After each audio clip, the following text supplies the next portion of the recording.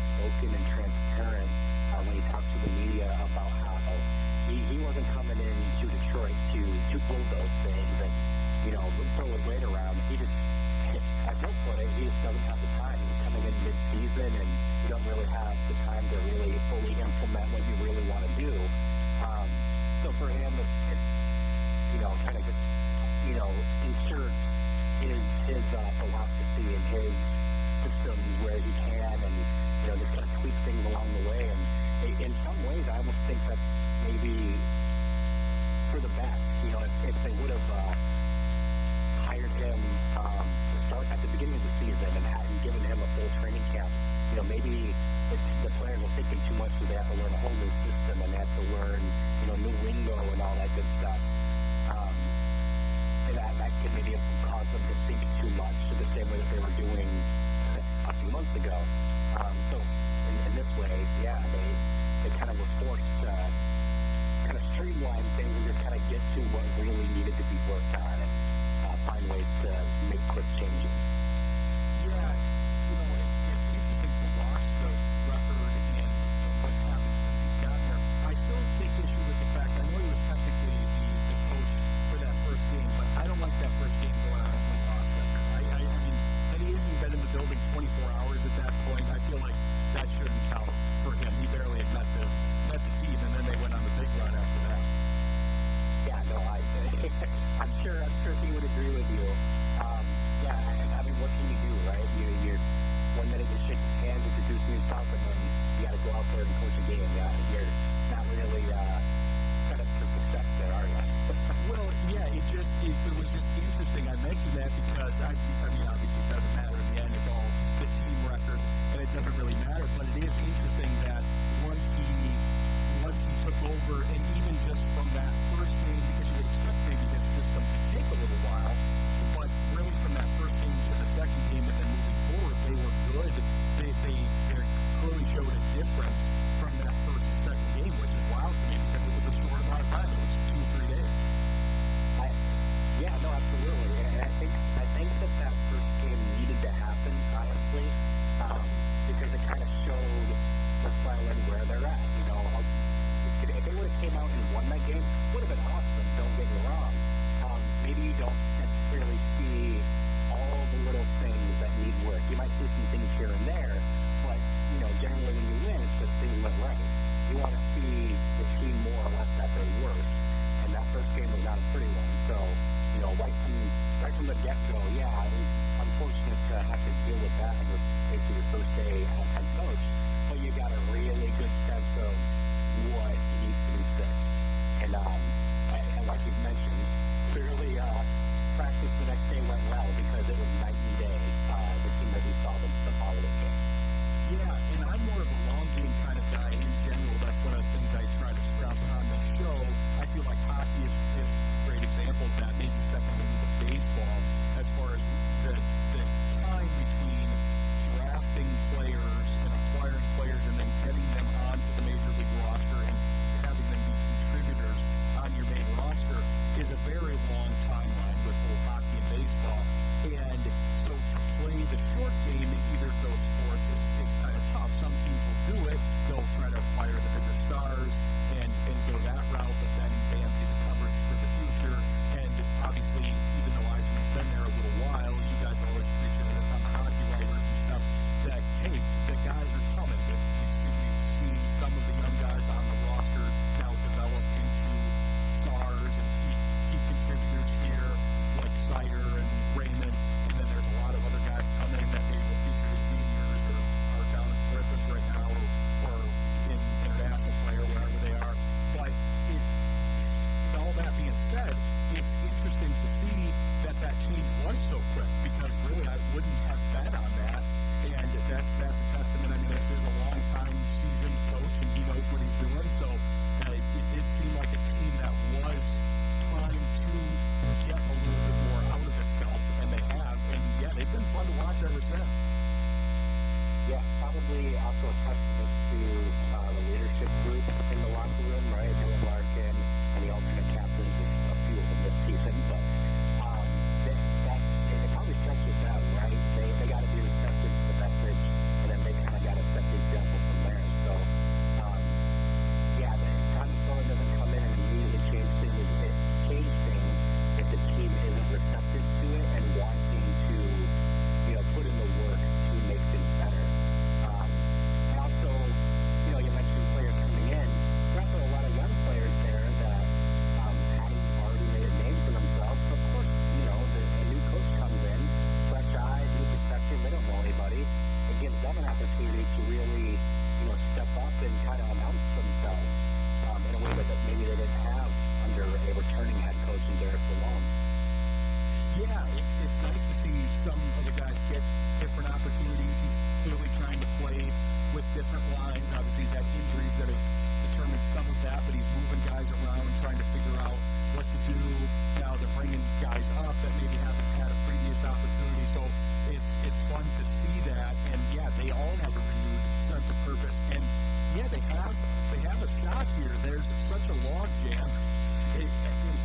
wild card spot, every time they show the graphic every game, and every time I'm just like, this is so many teams jammed up into very few points here. So even though, yeah, they've got to help a lot of teams to get in, you got to think if they continue their hot streak, then they can get in because it is accessible if they can be one of those teams that have a hot streak. Yeah, it's hilarious. As of right now, they're 4 points out of a playoff spot. That's 2 wins, right? And then, from the second wild card spot to the 15th out, which is the Flyers, which are right behind the Red Wings, 5 points. Like you said, that is a long jam.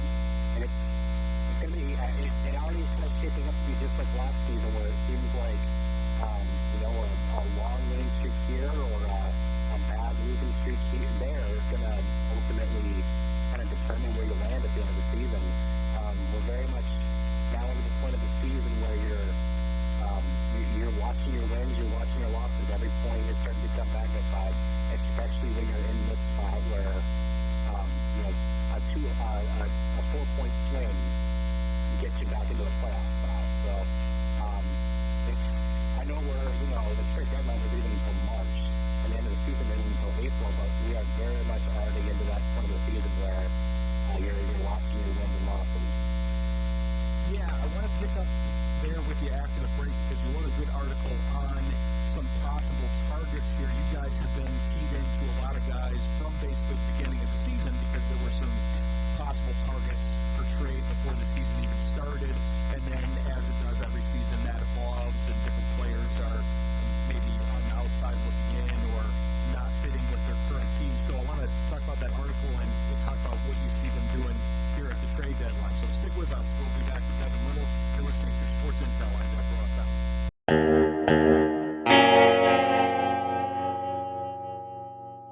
Come back here with Devin Little, the hockey writer.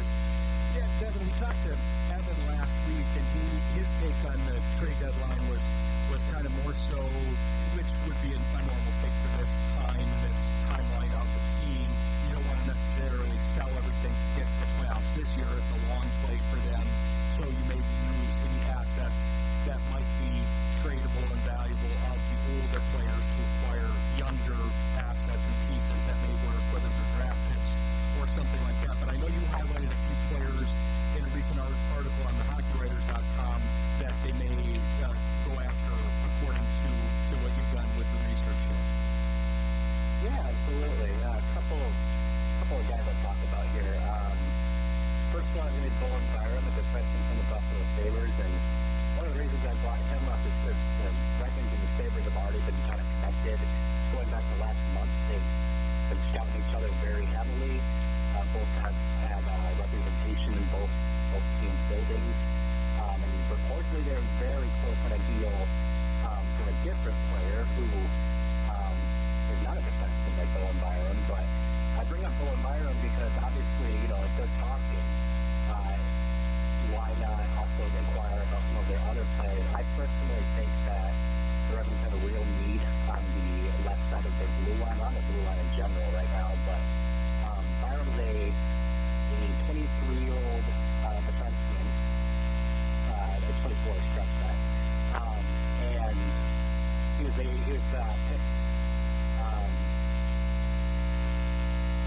early in the draft. He was the 4th overall pick.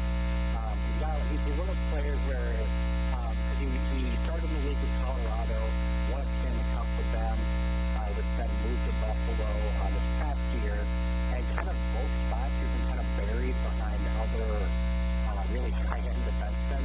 And so I feel like this is an opportunity to not only address the need for the Red Wings, but also give him a chance to really prove himself and kind of meet the promise of his draft season.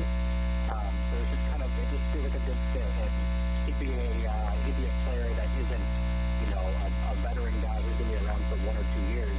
He could feasibly be around for a decade. And then, and for what it's worth, I think that's the type of player that the Wings should be trying to acquire if they're trying to acquire anyone. And then another player I mentioned is a winger over in Vancouver, Neil Hoglander, who's a Swedish winger. If you follow the Red Wings, you know they love their Swedish players. And I think he'd fit in really well with the culture, in the team.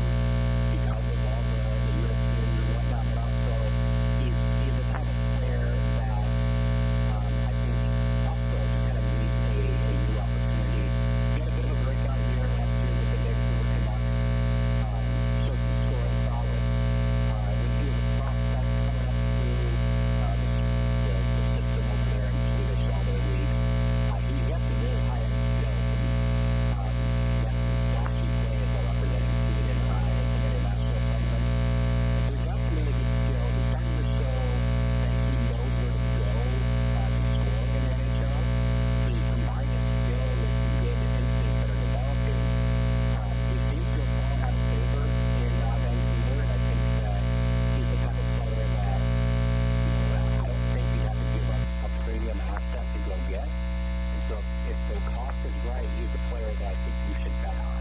He can kind of help fill out the lineup. He kind of move up and down depending on how the lines are shaping up. And for what it's worth, again, he's a younger player. I think he's also 24. So if it works out, he's going to be in Detroit for a long time. I think the message I'm trying to send here is if the Red Wings are going to be buyers or looking to add around this year's trade deadline, I think it's got to be for a player who is on the younger side, maybe needs a fresh start or something like that, new opportunity, but has the opportunity to be a long-term piece for the Red Wings. Not saying that there aren't veterans out there that they could be interested in and it would be a boost to their lineup, but generally speaking, if they're looking to really push some chips towards the middle of the table, I think it's got to be one of those types of pieces. Yeah, I feel like timeline alignment is important in sports, and this is a good example of that. They have a younger timeline, a lot of guys that should mature around the same time with a few leaders, because you always need leadership in that scenario, but it feels like, you've already mentioned a couple of them, but it feels like they already kind of have a good leadership structure in place. Not that you can ever have too many leaders, but they've got Larkin as kind of that long-term guy that's been an assistant for a while. They've got Kane, who's come in and provided some leadership from his varied experiences in the NHL. And so, yeah, it's time to bring in the young guys that align in the timeline and help those, help the team out for the longer term. So I'm with you. Yeah, undervalued assets by other teams that can.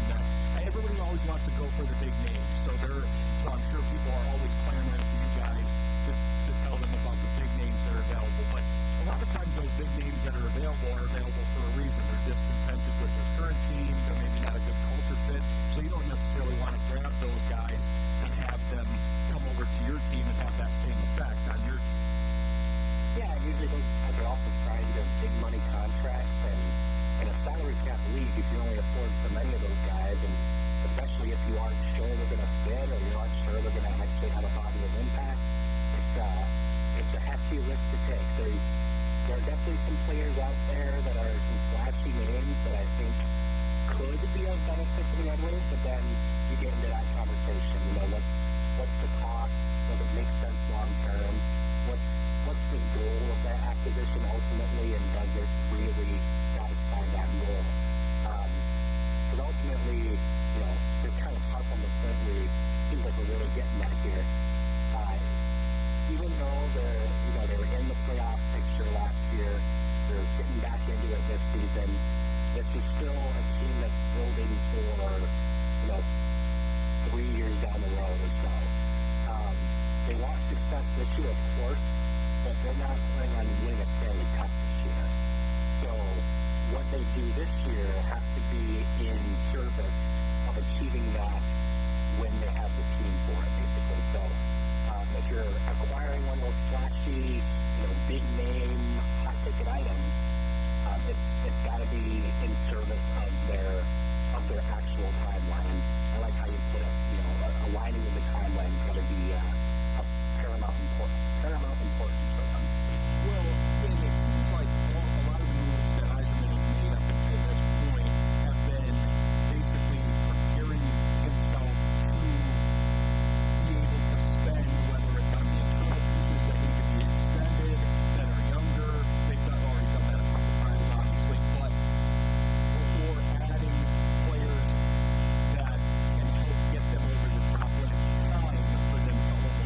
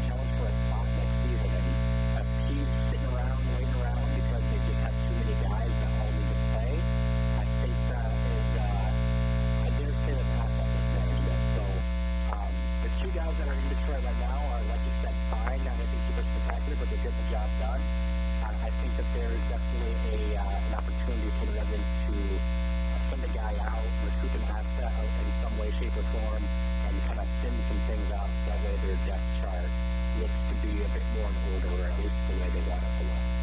Yeah, Kosa and Augustine in the pipeline somewhere. I mean, two big-time prospects. You mentioned that in the article. We talked about Augustine a little bit with Devin last week. But, yeah, definitely the future looks bright there for the Red Wings at the goaltender position and in general.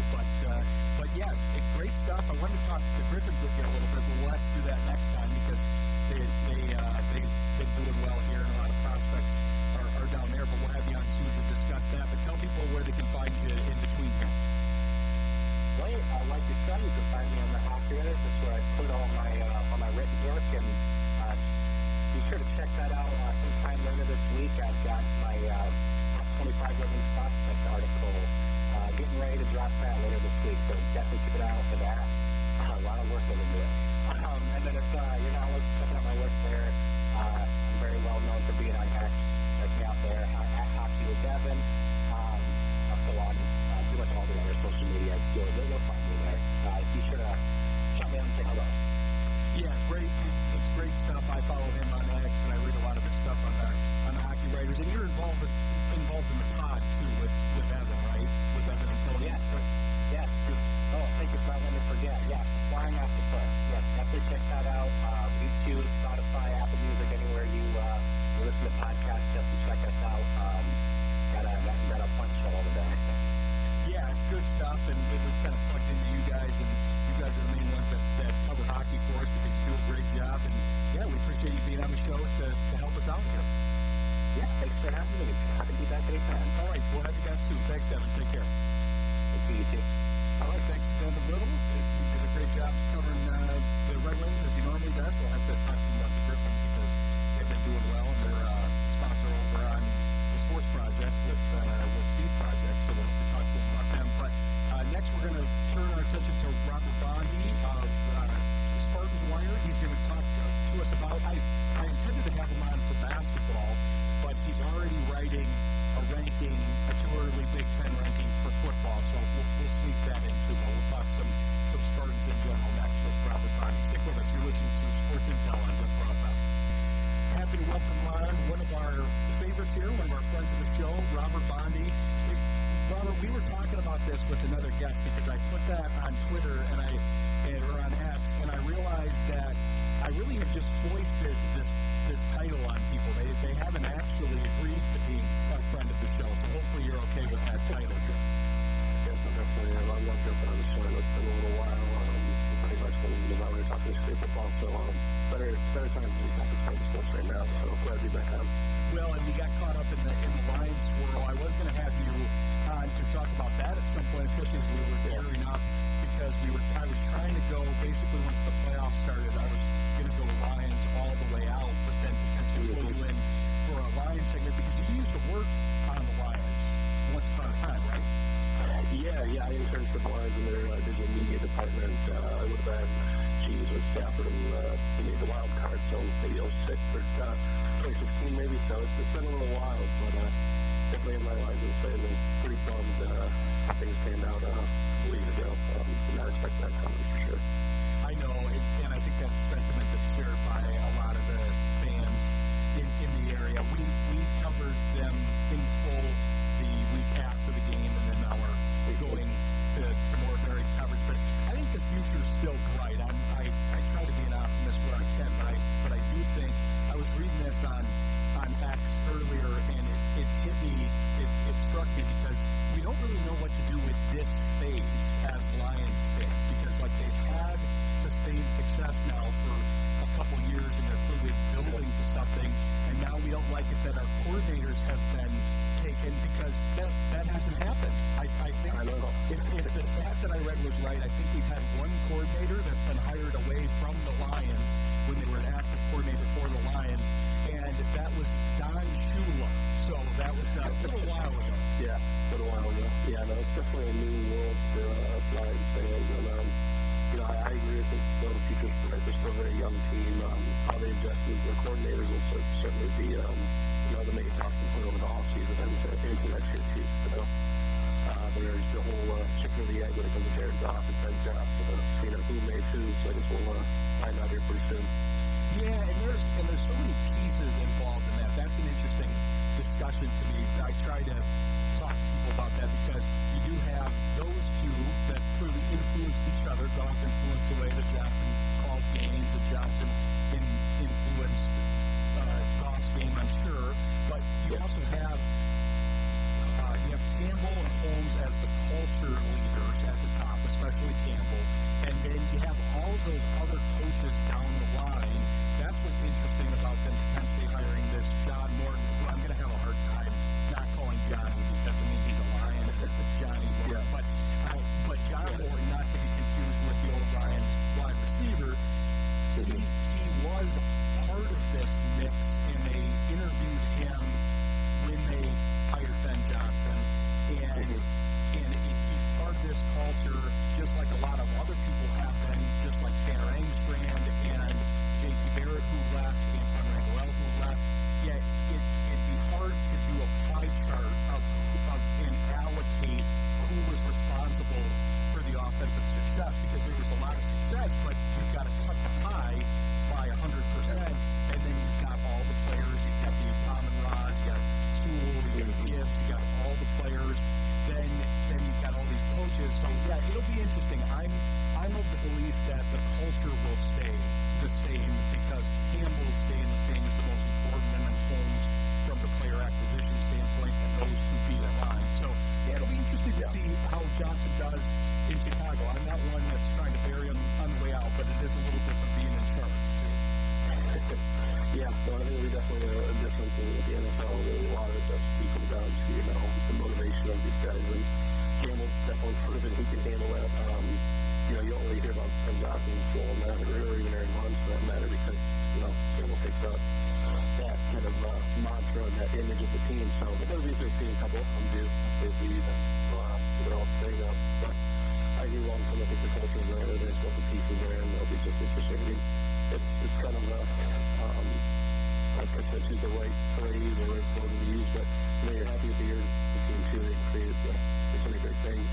Certainly left us in the bone there, and there was other positives and injuries that played a huge role in what they're able to do down the stretch.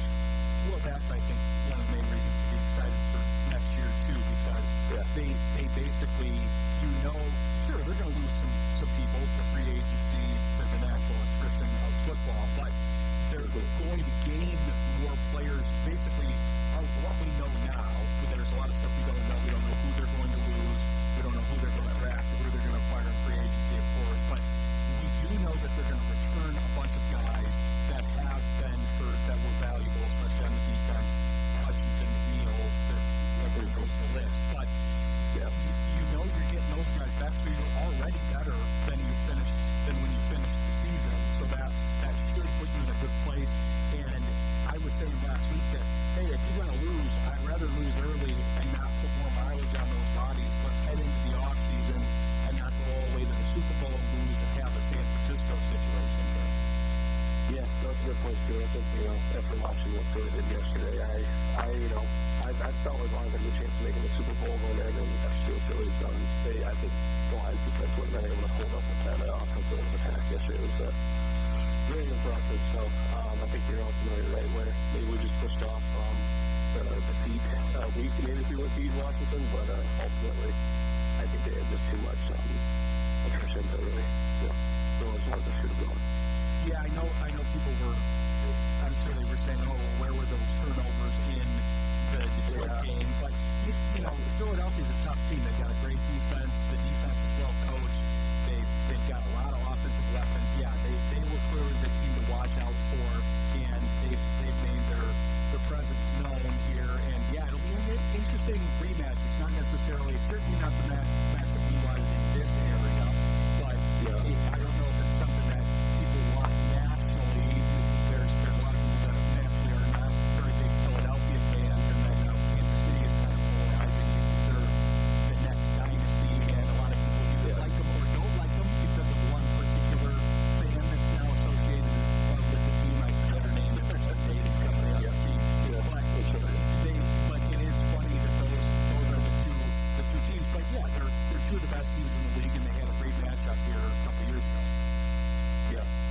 it'll be a great game again.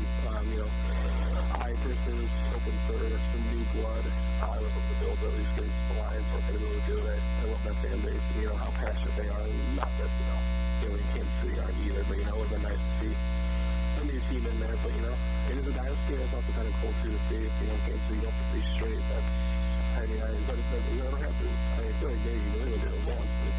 I think theirs was spread out, if I remember correctly. It would have been hard to spread it out, but they did have a lot of years that they won the 7 championships or whatever over it. And so yeah, I think it was a little spread out. So yeah, it's impressive because they've lost some pieces, and you can tell that by the way they're playing. But the defense is really, in some ways, you still have Mahomes, so you still have a chance no matter what else you do. But they've lost a lot of pieces on offense. They've tried to replenish, but that defense has also been fortified too. Yeah. Oh yeah. I mean, the one thing that I thought they were is be able to get quarterbacks with everything, and they had a small time. So regardless of who's that keep coming in and out, the way they kind of reshape their roster year over year, it's impressive. As a Lions fan, I'm certainly jealous of what they've accomplished, and they will get to that point at some point here with Lewis or women. Yeah, hopefully they'll get there. I mean, I do think that their success is somewhat sustainable here. Maybe not Kansas City sustainable, but it is sustainable. Yeah, this is kind of unprecedented what they're doing and how they keep turning the players over. And yeah, they've had a couple. Obviously, the coach has stayed consistent, which is what I'm saying with the Lions. He's continued the culture piece, and then you hook Andy Reid up with Mahomes, and then add Travis Kelce in the mix, and you got cooking with gas. Okay. It's definitely a dynasty, and it's really it'll be interesting to see, when they're all said and done, what they end up with. They would miss one, and if they keep going out of it more and more, how it compares to Tom Brady, who, got the long Super Bowl himself, pass the torch right to Patrick and the Chiefs. So it's fun. It's fun. It's also, like you said, it's polarizing in a lot of ways, and I personally, I don't know what I'm going to come up with. I usually feel the same way. I think you kind of hit the nail on the head there. Philly is one of the things I don't think a lot of people like outside of the Philadelphia area. No, it will be interesting. They did that math last year of who was rooting for who in all these states, and in most of the states, I think like 46 of them or something, or 44, were all rooting for the Lions. They obviously exited early, and I'm sure there was a decent amount rooting for Washington. They were kind of the darling this year. They had multiple upsets, but yeah, I think outside of their geographic areas, there probably wasn't a real wide berth for it. Maybe Kansas City a little bit more because of the aforementioned fans that they've gained over time here, but yeah, Philadelphia certainly not. I don't think anybody outside of PA is rooting for them too much, but it should be a good game. And we did a Lions and pro football segment. I didn't really expect to do that, but Robert can talk everything. I told you where he used to work for the Lions. So we're gonna talk Spartans here, mix in a little football and basketball after the break. So stick with us. You're listening to Sports Intel. I'm Jeff Rocker. Have to come back here with Robert Bondy. We've been talking some pro ball, but we've got to talk about the Spartans here because there's reasons to, like you said, there's reasons to discuss them both ways. I feel like, but we discussed them a decent amount through the football season. Definitely not the win-loss record that I'm sure people were hoping for, but it was a clear rebuild season. The culture looks good. They've got a lot to build on. They're returning a lot of players. We've actually been able to talk to a few folks from Michigan State here. We had Mitch Lyons on the show last week, and we've had Dave Falkirk on the show, so we've been able to get their takes. And everybody seems pretty hopeful about the direction of the program here. Yeah, I mean, I'm in that same boat. I think, as you said, coming into the year, I think after the being a pretty even show months ago, that the goal this year is to get that bowl game, and you have that start, and then, things got a lot harder, and they kind of, get the injury bug late, and that's ultimately doomed them, and, not being able to reach that bowl game, and, I think the way the season ended, it's left a sour taste in fans. Now, but overall, you look at the progression of some key players in the second half of the year, some other results can show it. There's still plenty to be positive, or plenty to be excited about for next year, as long as, the staff continues with the growth out of the guys, and they continue, I think that's that piece so too. It wasn't rebuilt. We wanted to get that bowl game, wanted to see the team, like postseason for the first time, but season. The team's fallen in 2021, but it's just those injuries are especially common. Yeah, and I was impressed with what they were able to do because obviously they were trying to build kind of from the ground up sort of thing. We're working with a lot of transfers and they've got to build that depth out. So I think the future looks strong. I was very confused by the fact that for a couple weeks there we had Quinn Ewers rumors to the Spartans. I really was confused as to why those were happening, if somebody was just bored at their keyboard or what was happening. I checked with JU on that since he's obviously covers the team and is a reporter and everything, and he was like, yeah, I don't know where that came from. I never heard any true insight on that one either. I mean, don't get me wrong, I was surprised that he changed his route and goes to another type of university, maybe the one out west, even yellow, or even for the rain at the champions, but Michigan State, I think, has a guy named Child, and, one of the guys that are a little positive, and I really point to for being excited about next year would be that goal. You saw a Child in the second half of the year. It wasn't necessarily the most flashy, but you saw the turnovers go way down, Pistons being on the up, and, you got a risk, right? And every basically, which is freshman, I think the sophomore, but a little bit older state, but really, first year started, you saw the one early on, you saw the positives, and the second half of the year, you really started to grow. And if you can build on that in the spring and into next fall, I think you can be excited about what they could potentially accomplish in that time. Yeah, I mean, it really, to me, even to the untrained eye, I mean, he clearly has all the skills. It's just about doing it in a more repeatable fashion. He can make all the throws. He's got the athleticism. He's just got to make all the throws more often, and then he's in good shape if he can improve that accuracy and stuff. It's almost like there's some quarterbacks that you look at them and they're almost a little too talented, and they have too many options.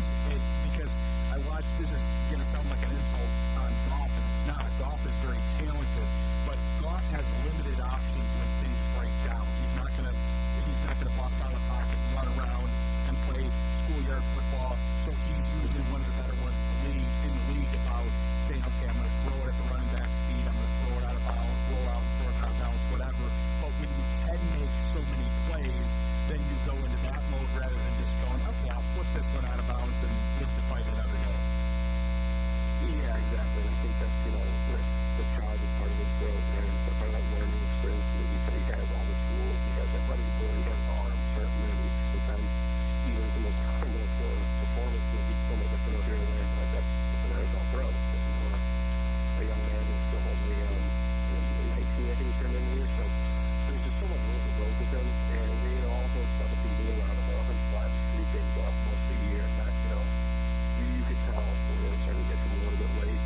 And, they didn't have the race too, but certainly they had some guys, and Nick Marston's going to be, I think, really good for him, but you also need some other guys out there to get open plays, but they didn't really have one. If you double team this line, it takes a lot of plays, someone else to get open. So I look at this on the portal and on Kyle too, with not being there, the receivers, the people that offensive line, I'm personally excited about what they can do next year. Obviously, it's going to get some down seasons with healthy position, right there, that first every team in the Big Ten. But a lot of Child, feels like we're also seeing get better, and we, start the year more second after the game. I think Michigan State's going to be certainly on the bowl game, and who knows, it's never done stuff, but I could, on a run, jump to the hot start, and build confidence, and maybe do something even bigger than the bowl.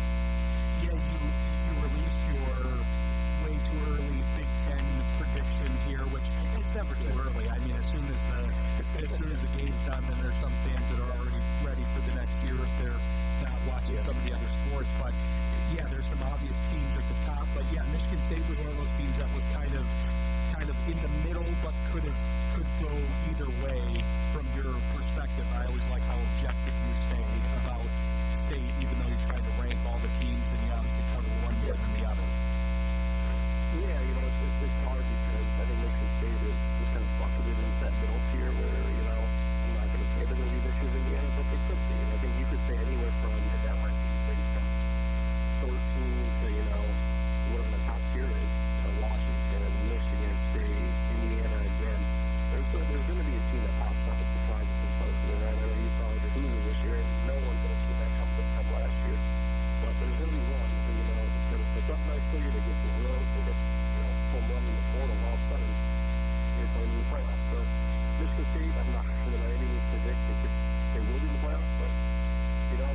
kind of universe, right, where they could find themselves in 10-2, winning a few games, and one teams like Oregon, Ohio State, you get Michigan at home this year, Penn State at home, so you do get your harder games at home. Maybe they, kind of put those in, all of a sudden you're in the mix. So it's going to be fun. It's so hard right now because, we also have the spring bowl coming up, and we've seen the past of Michigan State, and that's where they lost a few key guys this past year, I think it was. David Harmon and City of Barrow both left in the portal, and that was tough. Before that, I think it's Keon Coleman and Vegas Ford. So the spring portal window, we'll see how they'll also shake that one too. But right now, this will take one of those kind of, if you want to take a flyer team, it might not be a bad bet. Yeah, exactly. Well, and it seems like you're pretty high on Illinois here. They were higher as I was running through and I was going bottom to top, so to speak, reading that article. I thought, wait a minute, I'm running out of teams here that are at the top, and who am I missing? And that team, obviously, you knew Ohio State was coming, you knew Penn State was coming, but then Illinois was free. Yeah, I'm not in Illinois. I mean, I think I read, I believe it was in the what we get this call. I think it's 18 returning starters. They got the key one being the starting quarterback in Ballmeyer, who's from Springfield, Illinois. Before was at Ole Miss, he played some time there. He was really good this year. I think they were drawing 5 starting offensive linemen. So they're kind of one of those teams that kind of put everything together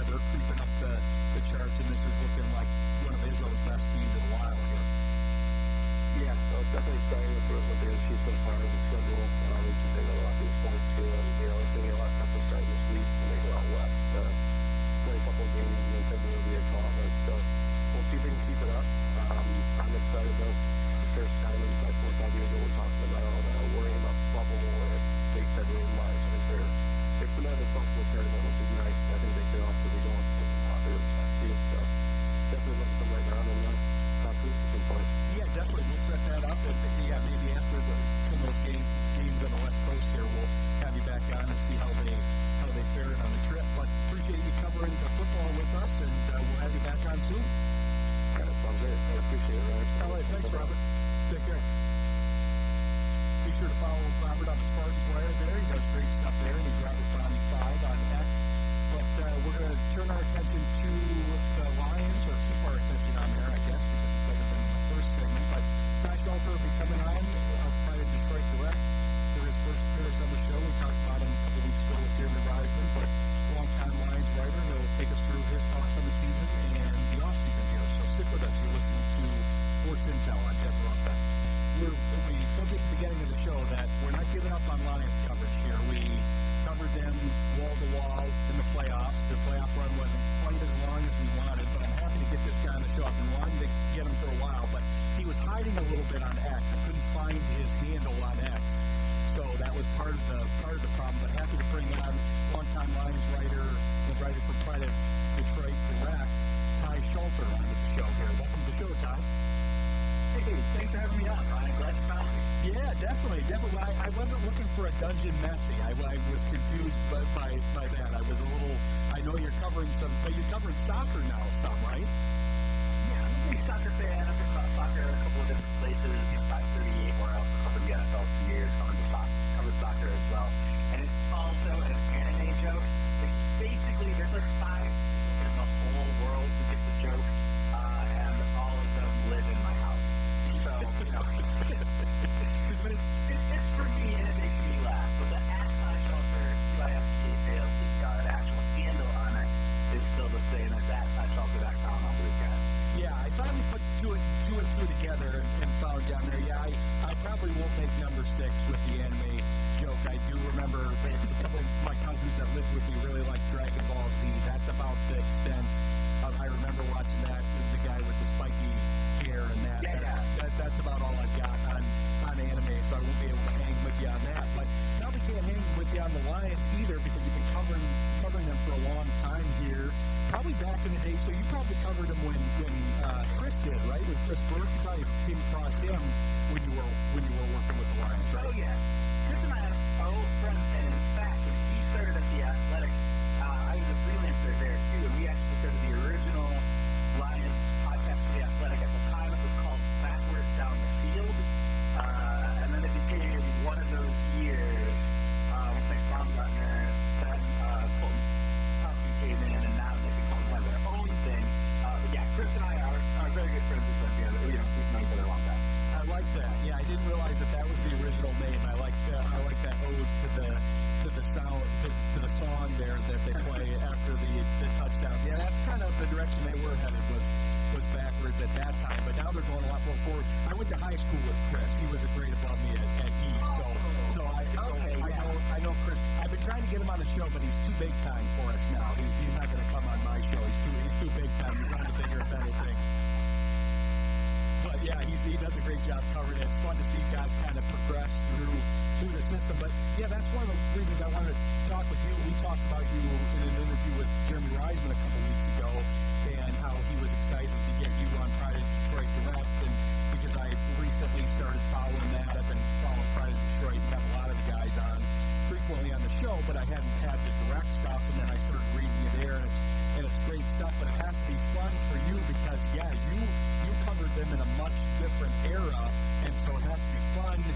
You had a good summary of the season and how this is just a chapter here. This is the end of a chapter, but it's not the end of a book. We have a very lengthy book, and most of the chapters didn't go quite so well. This is actually a largely positive chapter here. Yeah, Ryan, I started my writing career the Monday after Lions went 0-16. I've been thinking about reading some of the sports blogs and Emgo blog and some of those. Oh man, I thought I could do that, And then my car was so cold that morning. Finally got started. And so I just popped on the local sports talk up here at 7:30 a.m. And I'm getting all upset. I got to call in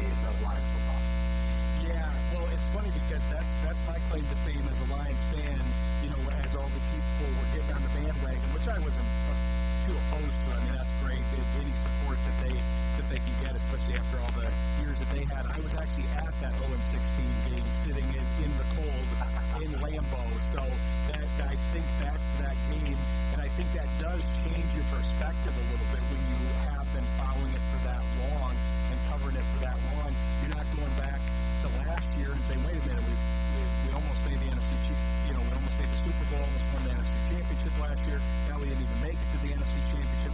Are we going backwards? It's like, no, this is forward compared to where we were, but we're also encountering things that we haven't seen before, which is the things that good teams deal with all the time. The Eagles lost both their coordinators a couple years ago.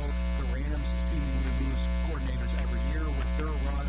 It was happening a lot with the Patriots until people realized that didn't work out so well, including the Lions that didn't even really pick up a coordinator, but that's neither here nor there. That's that past era that we don't want to talk about. But it is interesting because it's uncharted territory here for Lions fans, and I feel like people don't know how to cope with it. Oh, yeah, absolutely. And, hey, surprise. Get right on. Go right on now. Subscribe to your Thursday crowd, but find the Detroit Direct. This is where I'm going with my column for this week. So, 7 o'clock Wednesday morning. And there's going to be a lot of talk about the Lions and then the Dan Campbell's coaching tree and what this means that now seems everybody wants to copy Detroit. Everybody wants to get a piece of the Lions action. Folks, that Dan Campbell magic of what he's doing with his coaching staff, what they're doing systematically, what they're doing with personnel. What is it where everybody in the building is on the same page from the very, very top, very, very bottom? Everybody understands the direction. Everybody's working together. And what I wrote about, which you talked about last week, it's kind of, hey, if you look at the elite teams in the NFL, it really is opening that window, right? You're like getting into the dance, getting into the mix, being one of the top 3, 4, 5 teams in your conference, and then having the coordinator in place, having the coach in place, having the quarterback in place, having a core, having an identity, and being able to draft and develop players, sign players, anticipate, fill holes, and score their holes. Stuff like Christian Mahogany stepping up when guards get hurt or are not playing well. You already anticipated that. You know that's going to be a problem, if not next year, this year, right? So that kind of thing, you start to see those pieces come together, and you see this is how good organizations maintain, keep being good organizations. This is how the Ravens keep being Ravens year after year. Yeah, it's a big bummer. How do you have a guy who probably ends up being a 3-time MVP once all the votes are tallied, and you can't get out of the divisional round, basically, get the one AFC championship team and get out of it. But it's being there. The Bills this year, as close as they've been, they matched their high watermark of the Josh Allen era. Well, this is supposed to be a rebuilding year. It's a 9 veterans package. Bondy, David, you go down that list, Leonard Floyd, like 4 starting a rotational defensive backs. Let them know this is supposed to be a rebuilding year with the stars kind of lined up. Schedule's kind of lined up. They caught a couple breaks and end up right there with the Chiefs, who also, hey, by the way, we're maybe the luckiest team we've seen in the NFL, maybe ever. Expected wins about 10.3 based on their scoring margin at 15 wins. That's a bigger outperformance than anybody in the DVOA era, 78, right? So this is just how this goes. You just want to be in the mix, and the Lions are bringing just about everybody back for next year. Obviously, there's a couple other question marks, but right. But the core of this team is completely intact. The difference makers are completely intact. And yeah, coaching staff getting coached hard, but they have systems that are getting promoted. They have connections. Most very likely, according to all reports, John Morton, who was in Detroit in 2022, who was just with Sean Payton in Denver. Of course, is mentor for Dan Campbell. So this is coming back. Those sorts of things. You have a coaching tree. You have assistant people who have gone on to bigger and better things to bring them back. This is the kind of thing that happens with organizations. And you have assistants that want to come and be a part of it. You have veterans that want to come and be a part of it. You have people like Zadarius Smith who like get me to Detroit. I see his place there. He gets to win a ring there. And it's just a completely different mode than when you're sitting there going, hey, we're 6-10, can you get the tennis? Yeah, that's great stuff there.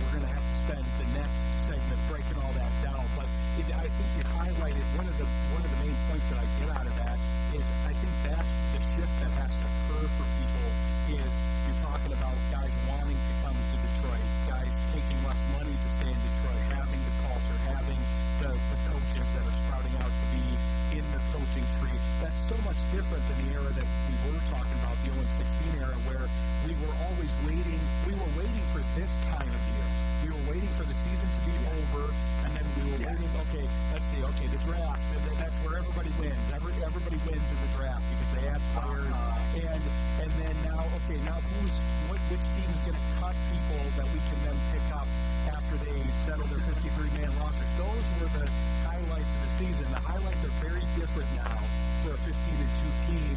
But yes, these are going to be some of the, not necessarily setbacks, but some of the new norm for a team like this. And yeah, we haven't had this in Detroit, but it is a pleasant thing ultimately. And I want to break down a lot of those things that we were talking about, the coaching tree, some of those coaching changes, and how this offseason may look. I want to kind of build that out with you after the break. But yeah, Ty's giving us great stuff here so far, so stick with us if you're listening to Sports Intel on Jeff Rosa. We're coming back here with Ty Schalter of Pride of Detroit Direct. He's giving us great stuff so far. Yeah, that's interesting to me. It'll be interesting to see that article that you're working on, Ty, because yeah, the coaching tree concept, I feel like this is going to be a coaching tree that's going to sprout a lot, kind of like wherever you want to route back the whole Shanahan thing, or how do you want to include that? And you've got McVay as a big branch there. Andy Reid had a big influence, and then you have somebody like Bill Belichick, as I referred to earlier, who hardly has anybody on his coaching tree for how much success he's had. But I feel like this could be a huge one, but also they should maintain that culture. John Morton, as you referred to, who I'm going to have a hard time not calling Johnny Morton. Dan calls him Johnny, which is already confusing, and then obviously they had the old Johnny Morton receiver there in Detroit, so that's going to be tough, but not to be confused with him, as any fans are confused there. But yeah, this is a guy that was part of the culture and seems to be a good fit, and yeah, he's getting hired. Talk about coaching trees, he's under several. He's been hired multiple times by Sean Payton, by Jim Harbaugh, by Gruden. There's a rich history with him there. Yeah, absolutely. And like I said, he was a senior offensive assistant here in Detroit in 2022, and he worked with Campbell with New Orleans Saints, which is where that connection is. Also, Payton was with Payton this season in Denver. Like you said, he's been in the league a long, long time. Worked under Pete Carroll, even Todd Bowles back in 2017. And that was his big offensive coordinator shot. As if you get your big offensive coordinator shot, they give you Christian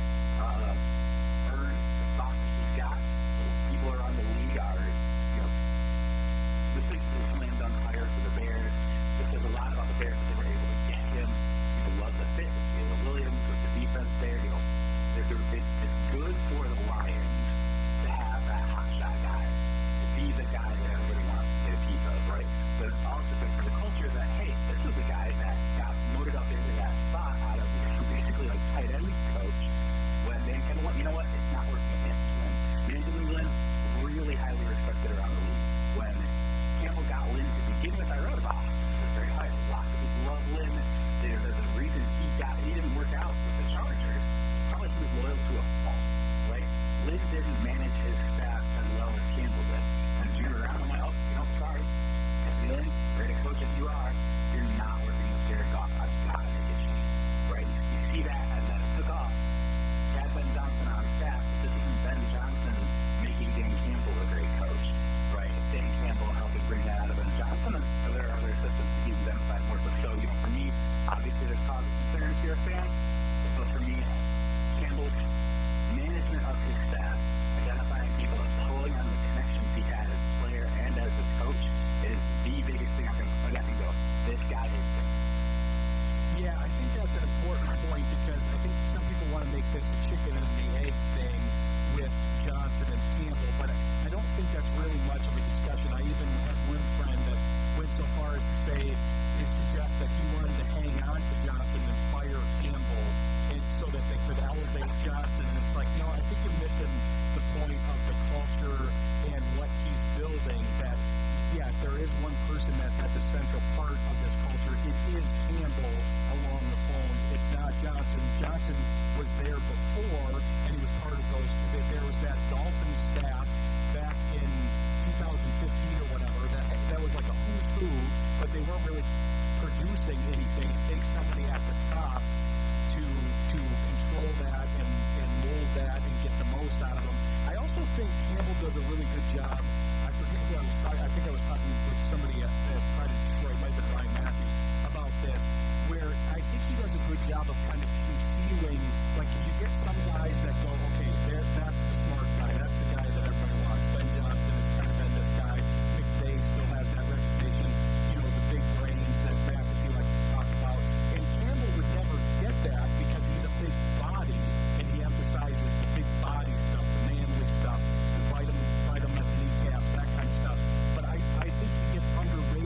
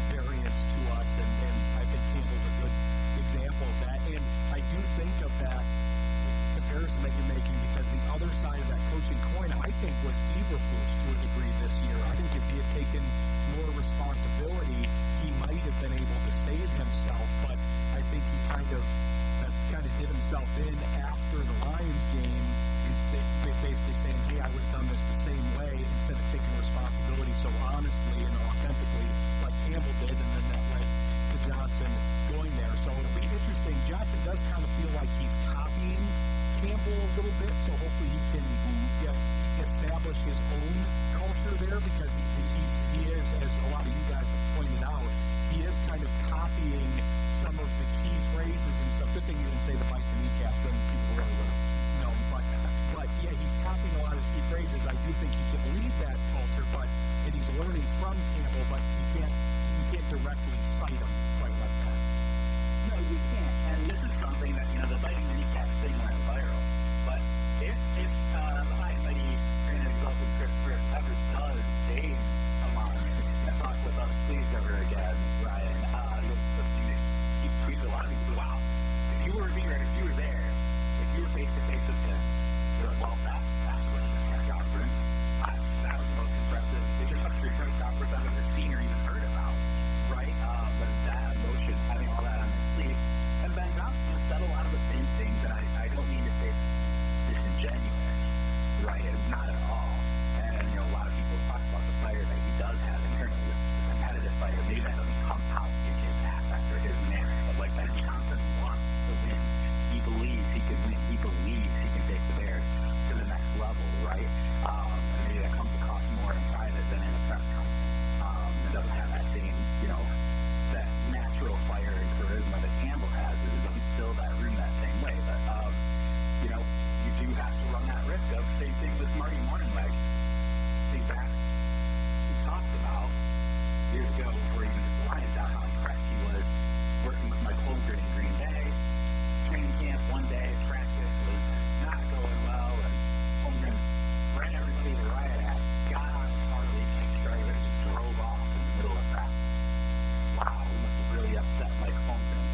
So Marty Mornhinweg, first day at Lions training camp, just does that. Just goes, you guys are lazy, blah, blah, blah.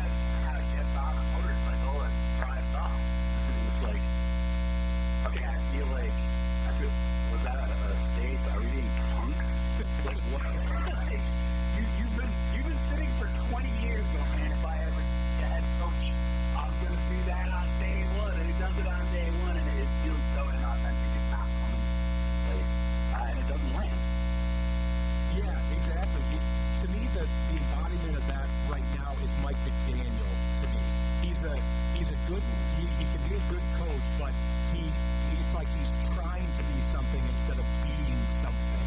And so hopefully Johnson can kind of find that. Well, hopefully for the Bears fans, maybe not for us so much, but I'd still like to see him succeed as part of the Dan Campbell tree here, and then the Lions succeed more. But yeah, it's interesting stuff. Really appreciate you coming on.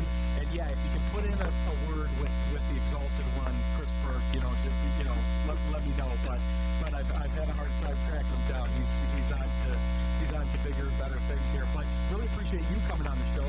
Would love to have you back. Tell people where they can find you. Listed a lot of things. We talked about Detroit Direct.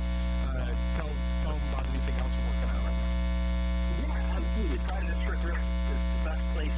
You get it right in your email, and you can't get it on the website. I think they did unlock one article of mine last month, but if you go to Detroit Direct, 7-day free trial, annual subscription, and trust, it's not just my weekly column, there's a ton of great content in there, exclusive videos and podcasts and stuff. Check that out. Part of Detroit does an incredible job. I'm so happy to be a part of it. Look at me, look up my sub, 538. I've written a ton for Bryce. And again, the nerd stuff.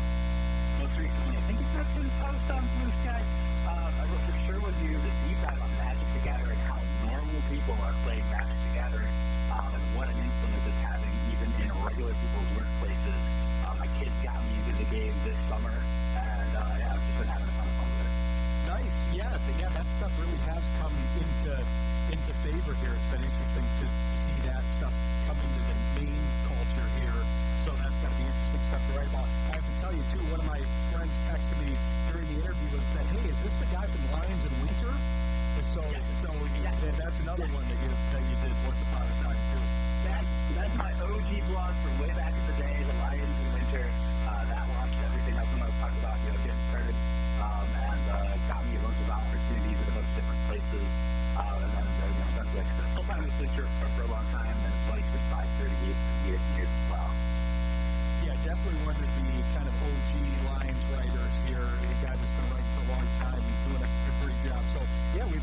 joining the show, Ty. We'll look forward to having you on again. Absolutely, my pleasure. And that whole blogging section. If you ever wondered why Jeremy Grayson is in Detroit Online on X, it's because he used to have a blog like mine called Detroit Online. Nice. I didn't know that. I knew that was his handle, but I didn't know that he had that. I know. And it's nice that this is all becoming focused on here by all these new fans. That's why I'm trying to educate us. Like, hey, these guys have been around for a while. You, Chris Burke, Jeremy, all you guys have been doing it for a long time and doing great work. So I'm glad it's been highlighted a little bit more, and you guys have a platform for it. Appreciate it so much, Brian. Thank you. Yeah, appreciate it, Ty. We'll talk to you later. All right, thanks, Schalter. Great appearance there. We'll talk to him more about the Lions. We're going to turn our attention to the Pistons and talk with Bryce Simon and get his takes on the season so far and where the Pistons are headed, because right now they are in the playoff race, and if the season ended today, they would be in the playoffs. So we'll talk to Bryce about that after the break. You're listening to Sports Intel on Jeff Rothbard. Happy to bring on Bryce Simon. I've been trying to get him on for a while, and we were caught up in Lions coverage here. But now we got to turn our attention to the Pistons because they've been really good this year, and people have probably been paying more attention to the Lions and other sports, but they're worth paying attention to. And Bryce, as an introduction to the show, so one of the people that has covered the Pistons for us tells me you're going to be a future NBA front office person. So I'm pleased that you're joining the show, and you honored us with your appearance here. Yeah, I mean, thanks for the pressure, I guess, for my first time coming on the show.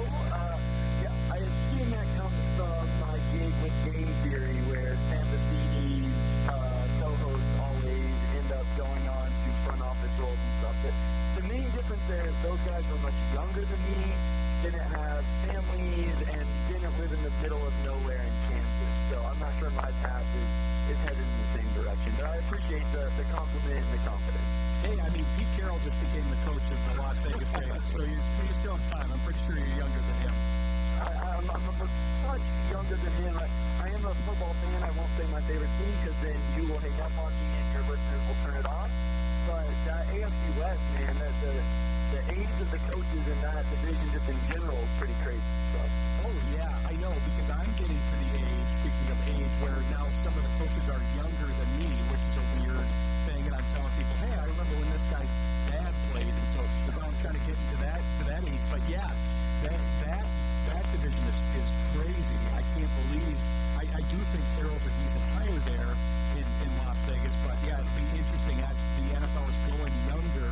They're going kind of a different direction with things, so it'd be interesting to see how that plays out. But yeah, it was partly in reference to that. I think your podcast made there, and but it was a compliment of your analysis, and I've followed you here, and it is good stuff. So I'm excited to talk some Pistons here with you because I've been chomping at the bit to talk Pistons. We snuck them in every once in a while, but with kind of wall-to-wall Lions coverage, we haven't had a lot of time. But they've quietly been an exciting team to watch. There was a lot of talk of the young core because you couldn't talk about anything else because the young core wasn't exactly producing the wins that we wanted to see. But now they are, even though they're missing one of those primary pieces. And so that's one of the reasons I wanted to have you on the show, because this is going to be a very interesting month here, time frame for them leading up to the trade deadline, because they're going to be a player, and it still kind of remains to be seen what type of player they're going to be here. Yeah, it's a really interesting time. It's kind of funny that I've covered the team for 5 years now. This is my 5th season, so all I've really seen this team do is lose while I've covered them and podcasters and Substack and all of the other things. And it's just so different right now, because usually you get to the deadline and what's the conversation around the team? Who can they sell off, right? Like, how can they sell off and, bring in a draft pick or something like that? There's still a little bit of that conversation, but based on how they played, there's a little bit more of like, what can they bring in? Can they bring in a piece to help them push to the playoffs a little bit more, push to the playing game, give these young guys a Cade and a Star and, all of them a chance to play in real meaningful postseason basketball, where a lot of people believe, and myself included, that's when you really get to evaluate them, right? Because ultimately, that's where you have to win. I think most people understand the NBA game changes a little bit when you go from the regular season to the postseason, as it does in any sport, when the intensity ratchets up and the sense of urgency and the attention to detail. So they're in a very unique spot in terms of what Trajan will do at the deadline here in, 10 days or so. Yeah, the multiverse scenarios have kind of opened up because, like you said, this was supposed to be the blueprint under Troy Weaver. I think this is what he was going for, where he was trying to build a young core with all those largely number 5 picks, but early picks in the draft, and then layer in veterans. And a lot of the veterans that he chose weren't bad fits with the team. There were some injury issues and getting them into the rotation and figuring that out. But they weren't bad choices. But then it came to the point where you got to the deadline, you need that veteran leadership, but you also want to try to acquire assets because those people aren't in your timeline. Now you have a convergence of things where you do have a timeline that maybe is shortening with the fact that they're progressing in the win total and in the playoff hunt now, and that young core is developing. You layered in veterans that have, obviously way exceeded the expectations for them, namely Beasley, which I thought he would do well, but this is beyond even what I thought, especially with what they're paying him, and then they'll have to decide what they do with him as far as re-signing him. But Hardaway has really plugged in especially after the Ivy injury. But then you have the third piece to it, which is, okay, we've got this young core, we've got these veterans that would be worth something to trade them, but we don't necessarily want to get rid of them. We want to build on it, whoever we know we can keep. But then they're basically the only team that has the amount of flexibility that they do, so they can be somebody that can house some pieces for one of these bigger trades that's maybe in the works, and that could be a very, very valuable position for them because, they don't really have any competition. Yeah, it was a really nice move by Troy Weaver in the front office. For people who were watching the Lions and not as watching in on the Pistons, they made a move with Paul Reed and essentially his contract to lower his cap hit, where they have more available cap space than any team in the league right now. So now some other teams have trade exceptions and stuff like that, but in general, they're thought as a team that if there's a big move, right, Jimmy Butler, somebody like that, and somebody just needs to move salary, and the team doesn't want to bring it back. The name that comes up a lot is Pat Connaughton. Not to get too much into the weeds, but the Bucks are over a second apron. But if they move Pat Connaughton, they get under the second apron. Now they can aggregate contracts. And Detroit could be a destination for something like that, where you take him in and then you get assets. The thing is, they're a little bit ahead of schedule this year, and it's like, okay, maybe we can actually use that cap space to bring in. I know a lot of Pistons fans love the name Lonzo Ball. Former pitch Bruce Brown's name has been brought up. There's some guys like that that are expiring bigger contracts that Detroit could absorb that money, but those guys come in and play a role to help this team make that push, especially, as you mentioned earlier, with Jaden Ivey out. Not that those guys are one-to-one replacements, but it gives you another ball handler, secondary creation, defense, those types of things. So it will be very interesting to see what path he takes and what he's able to kind of put together. Yeah, I'm going to pick up there after the break here, Bryce, because, I'm curious what you think Langdon's going to do. I've heard a lot of names floated around. Some of them might be named. Ingram's another popular one that came from there. But I want to kind of talk about what that would look like because, they really could go any direction here at the deadline. So it's exciting to talk about. So stick with us. We'll come back here with Bryce Simon and talk about that and more Pistons after the break. You're listening to Sports Intel on Jeff Rotha. Coming back here with the future front office employee, Bryce Simon. We're breaking down the Pistons trade deadline stuff. Yeah, that is interesting to me here, Bryce, because some of the names we get caught up. We were talking about this with the guy with the last interview, talking about actually it was the first interview, talking about the Red Wings and how people always want to go for the name and chase the name, and sometimes the name isn't necessarily worth it. I see guys like Ingram floated around, and he's clearly a talented player, but between the injury history and the team fit, I don't know if that's necessarily the right fit. I got to tell you, I'm a big Bruce Brown fan. I liked him in his first stint in Detroit, and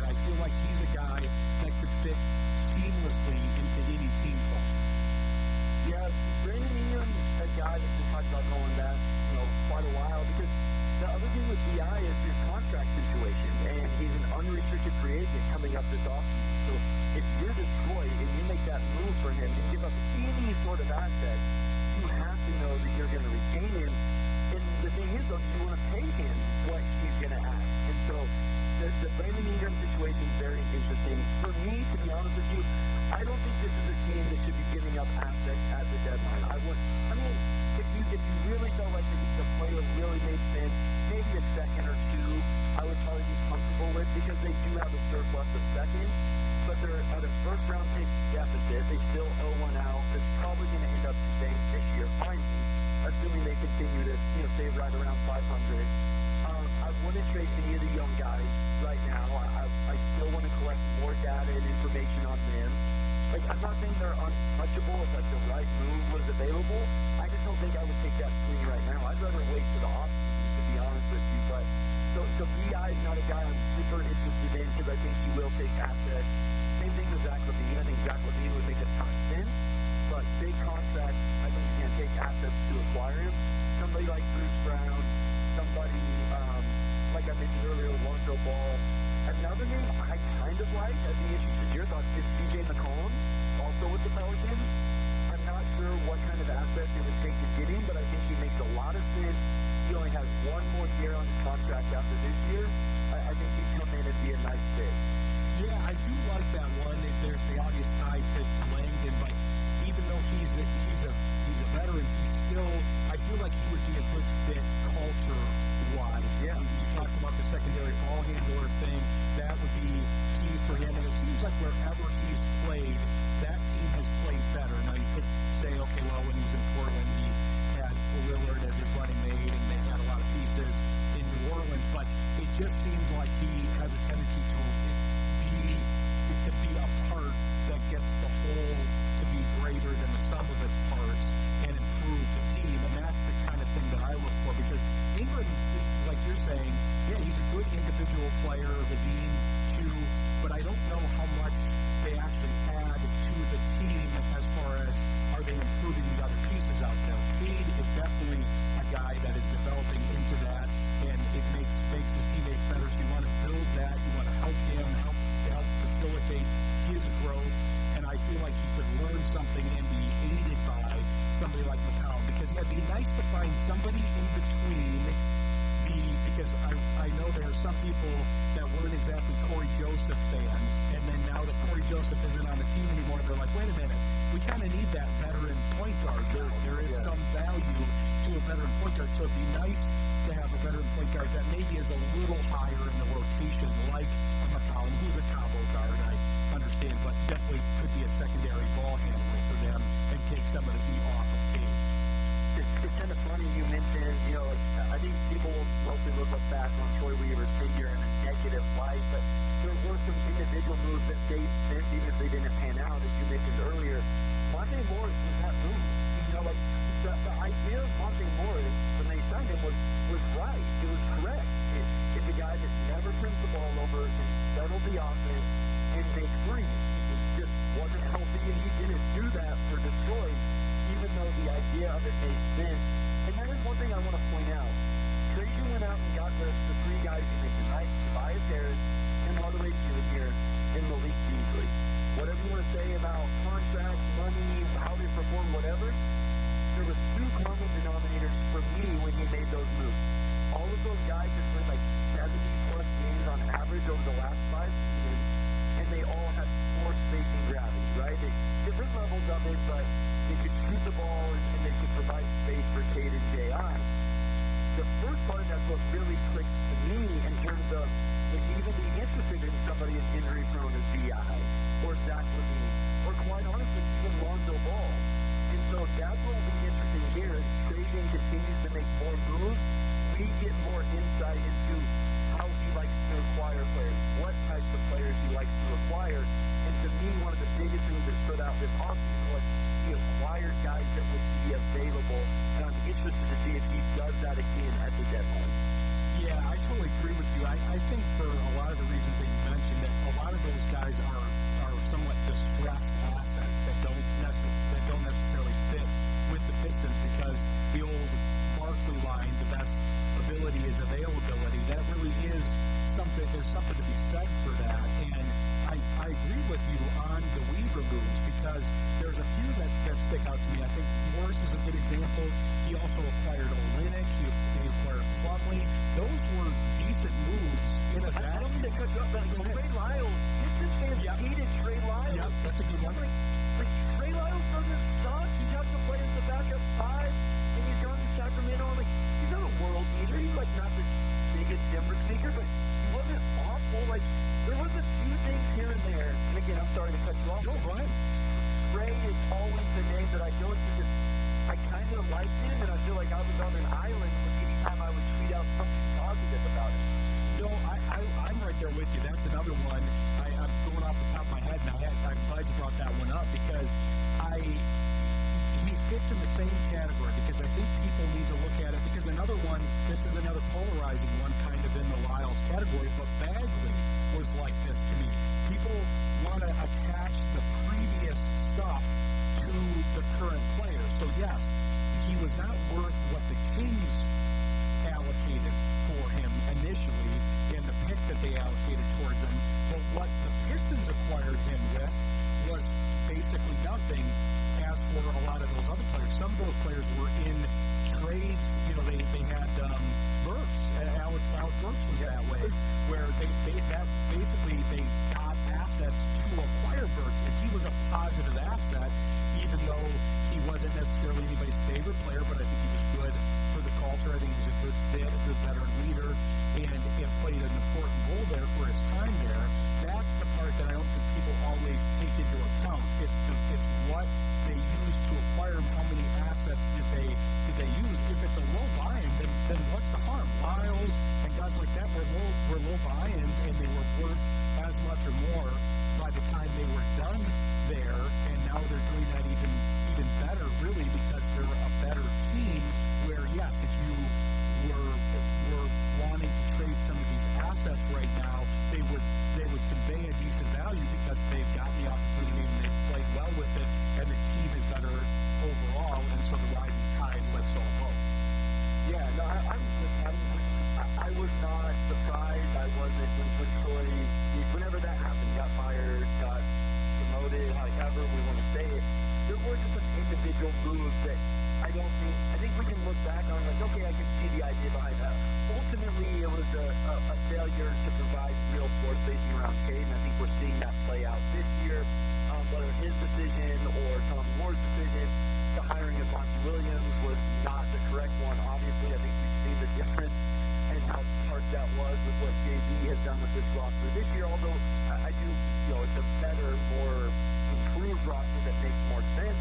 But the other thing is, like, if you want to like guys like Azar Thompson, Dave Nagy, Jalen, those were also Floyd Weaver drafted, so we have to remember that some of these holdovers were things that he did, but there were plenty of mistakes. But yeah, there were things that made sense. And again, some of it didn't work out because Monty Morris wasn't ever healthy. Even the Jeremy Grant signing, I think, was a net positive, right? Like, he came in and he played really well, traded him for a first-round pick, and that first-round pick, and eventually got you Jalen Durant, and so there were some things that worked out okay, but I'm excited to see what Trajan does. I'm excited for the path of the team, and I think they have the right coach to continue to push it forward now. I agree with you totally, and they're showing that so far this year, and it'll be fun to cover them going forward, and we'll definitely have you on to cover them more because this was great stuff and a great discussion. Tell people where they can find you in between, and we'll definitely have you on again soon. Yeah, I'd love it. Anytime, just let me know. So Twitter, Blue Sky, Motor City Hoops, and then I have the Motor City Hoops Substack, motorcityhoops.substack.com. I did like 6 pages, notes, analysis, just freehand, just my raw notes. It's not like paragraph form. That's why I keep it on Substack. There's little video clips, stuff like that. So check that out. Subscribe if you're a Pistons fan. The Pistons Pulse with my guy, Amari St. Hope II. He's a Pistons beat writer for Detroit Free Press. That's YouTube, wherever you listen to your podcast. And then general NBA draft game theory with Champions. And again, I had a blast. Thank you so much, and I would love to come back on whenever you'll have. Definitely. We'll have you back on soon. That was great stuff. And listeners of the show are familiar with Omari. He's been on the show, and he's on our sister show. He's been on as well. So, great stuff from both you guys. But we'll definitely have you back on soon, and appreciate the coverage.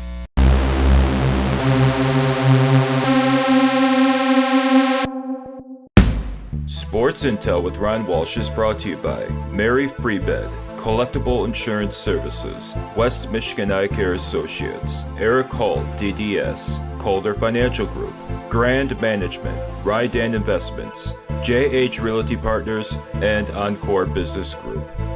Sports Intel with Ryan Walsh airs live Monday nights, 7 p.m. Eastern on Jethro.fm. Stay informed and stay vigilant.